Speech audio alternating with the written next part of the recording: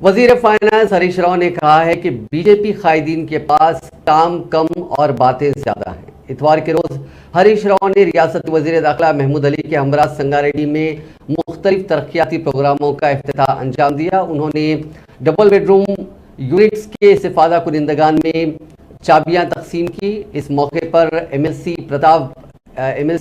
Yadav Reddy, FDC chairman Pratap Reddy, collector Prashant Jeevan Patel और दीगर भी इस मौके पर मौजूद थे। इस मौके पर मीडिया से बात करते हुए वजीर हरीश राव ने कहा कि कांग्रेस के साबिका दौरे हुकूमत में मकानात की तामीर के लिए काफ़ी कम रकम दी जाती थी, लेकिन तेलंगाना रियासत में तमाम मुस्तहीकीन को मकानात फराहम किए जा रहे हैं। उन्होंने कहा कि माजी में गजवेल में कई एमएलए आए थे, लेकिन गजवेल की तरक्की नहीं हुई थी, लेकिन वजीर आला चंद्रशेखर राव के आने के बाद गजवेल के लोगों की जिंदगी बदल गई। उन्होंने कहा कि सीएम केसीआर की क़यादत में तेलंगाना ने 70 सालों में उतनी तरक्की नहीं की थी जितनी की पिछले 8 सालों में की। हरीश राव ने कहा कि केसीआर हुकूमत के तहत हर मंडल में एससी वेलफेयर, रेसिडेंशियल और डिग्री कॉलेजेस कायम किए गए हैं।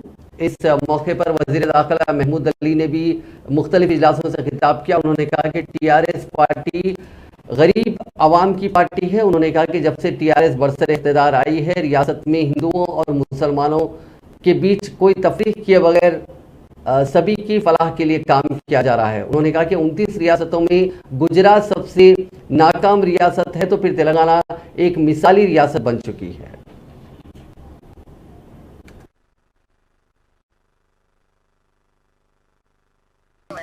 నేను వచ్చి ఇంతమంది వచ్చి కొబ్బరికాయ కొట్టి గుమ్మడికాయ కొట్టి రిబ్బన్ కత్తిరించి కుడికాయలు లోపల పెట్టి మీ చేతుల్లో సర్టిఫికేట్ పెట్టి పోతుంది. ఒక్క రూపాయి ఖర్చు పెట్టిందా? ఒక చెమట సుక్క పడ్డదా? కనీసం నీళ్ళన్న పెట్టిరా?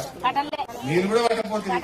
అయ్యో వెనక నీళ్లు కట్టడంటే ఏం గోస నీళ్లు పట్టపోతుంది. చెమట సుక్క పడకపోయే, రూపాయి అప్పు లేదు, రూపాయి ఖర్చు లేదు. ఇంకా పైకెళ్ళి హోంమంత్రి గారు వచ్చి గుమ్మడికాయ కొట్టి కుడికాయలు పెట్టి దొరుకుతుంది. ఏం ఆలోచన నాకు అర్థం కాదు.